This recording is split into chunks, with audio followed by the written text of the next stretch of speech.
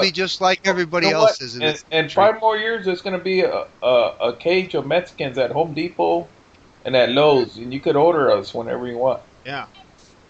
Whenever you Fucking need something done, we're there, man. Just Mexican by the dozen. call any Home Depot and ask for them. How much for 2 Mexicans to fix my roof? $6 an hour. You could even use your Mexican credit card. I can remember in the 60s when the Chinese, they were like the Mexicans are today. You guys don't know about this, or some of you may remember it, but the Chinese were coming into this country just like want you wouldn't Senorita believe. Caliente. Oh fucking what? Railroad worker and shit?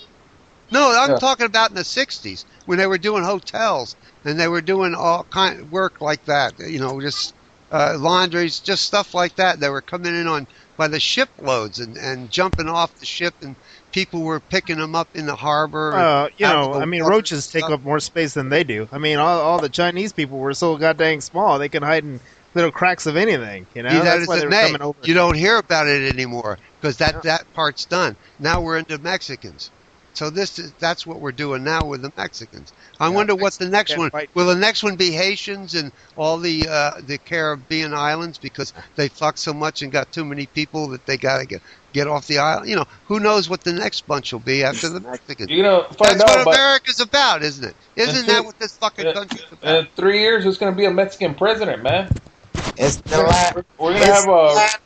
It's the land of opportunity and we're going to have a rosebud garden.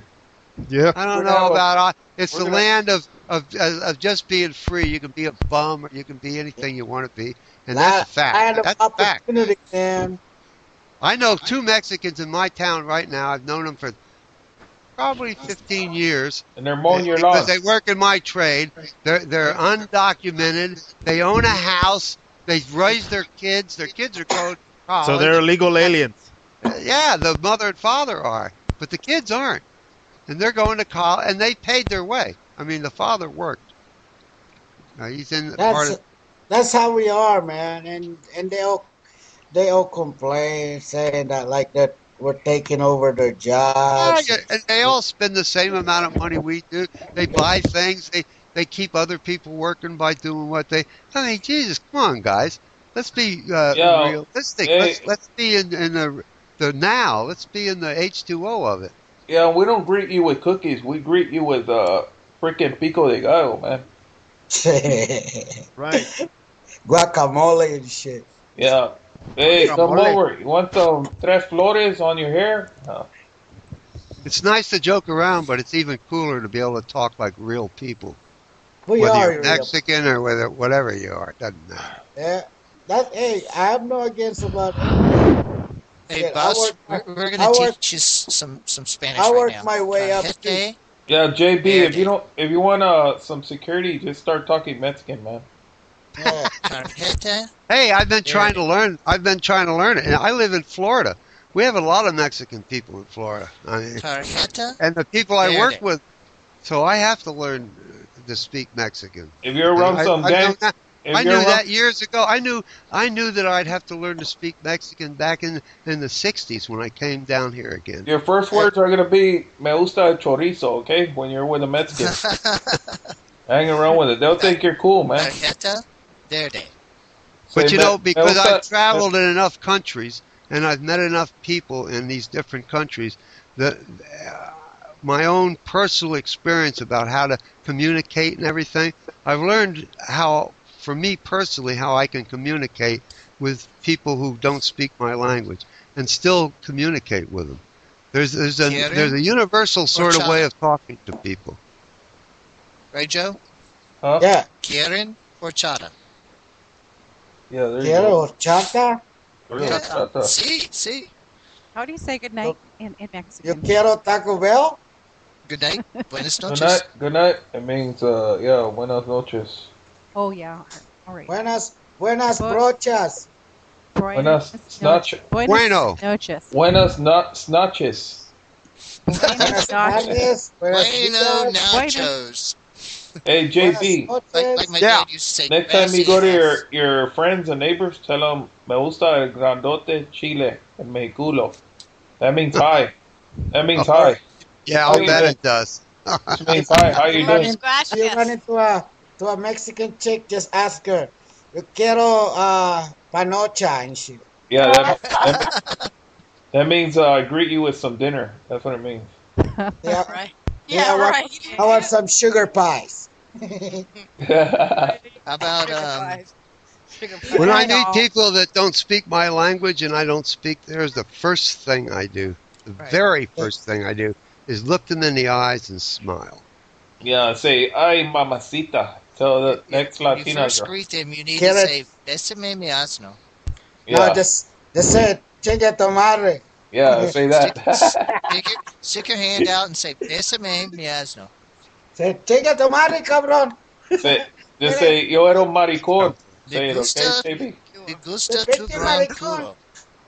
Maricón. What are you guys trying to say? Me amas Pablo. Me amas Pablo. Oh, God. Come on, me gusta. Hey, come on, boss. Me gusta. Yo era bolillo. Pablo, you like chorizo. Muy grande culo. Mi verga no trabaja. You say that, okay, JB? Yeah, you anything you guys say. Me gusta los pinches jotos. Me gusta. Tu say you have some culo. nice. Just tell them you have some nice nalgas. There you go. Okay, you better run. I hope you run fast. Hey, Harris. Ich liebe Sie all. Hey, Harris, you there, Harris? Yeah, I'm here. How you been, man? Where you from? If we can't teach him Spanish, what are we gonna do? Where? Well, you can only teach the bad Spanish to people. That's the easiest way to really learn. I learned the bad ones first. Hey, JB, I bet you when that riot was here, you said, I'm friends with Mexicans. Oh, God. Hey, JB, you know you buy hot stuff, man. You're half Mexican, right? JB's half Mexican. I tell you, I was in when I was in the Army, my basic training at Fort Dix, I was in a 27 full field pack march. Now that took about 12 hours, 27 miles, right? Full pack. And the guy in front of me was in my bunk when we were in the barracks. He slept my bunk below me. The guys behind me were Puerto Ricans, right? So the guy in front of me is talking back to me about Puerto Ricans and all kinds of nasty shit. And I'm a young kid. This guy's older. And I'm trying to ignore him, right? So we get back after this field march and we get all our shit, we clean our equipment up, and I'm laying in bed and the lights went out and everything, and all of a sudden the bunk shakes a little bit and I hear some guy scream, and here's this Puerto Rican standing up on the bottom bunk, leaning over me with a bayonet in his hand, getting ready to do me, right? So I jump out of bed. The guy that's underneath me that was doing all the Puerto Rican talk grabbed him by the legs, shoved him off the bunk, and everybody got all roused up. So they took me and this Puerto Rican back to the end of the barracks, the billets, and they decided that we were going to have to fight it out, right? So here I am getting ready to fight this Puerto Rican out, right? The guy's got to be in his 20s. I'm 14 years old because that's when I went in the Army, when I was 14. Yeah. And here I am getting ready to box this son of a bitch, and we're fighting like hell for about 2 seconds there, and the sergeant comes in, and he sees what's going on, he breaks it up, and puts us all back to bed, and it's all over with. But the point I'm trying to make is, here's this guy in front of me that's doing the talking, and I'm catching the shit for it. Now that really happened, and that taught me a lesson. And in your head you were hearing that song, "Ain't No Sunshine." Ain't no. Believe it, Amos. I better get my cuerna ready. You know, if you you're really going to need to learn Spanish. Like for me, I if can you're say going to to listen Joe, on Skype, no, the point of my story is, on Skype, yeah, the point of my story is, you can be talking on Skype and saying things to each other, and it's the guy behind you that said something, but the guy in front of you thinks it was you that said it. And so you get things going in this room and other rooms I've been in, where you get it all confused and mixed up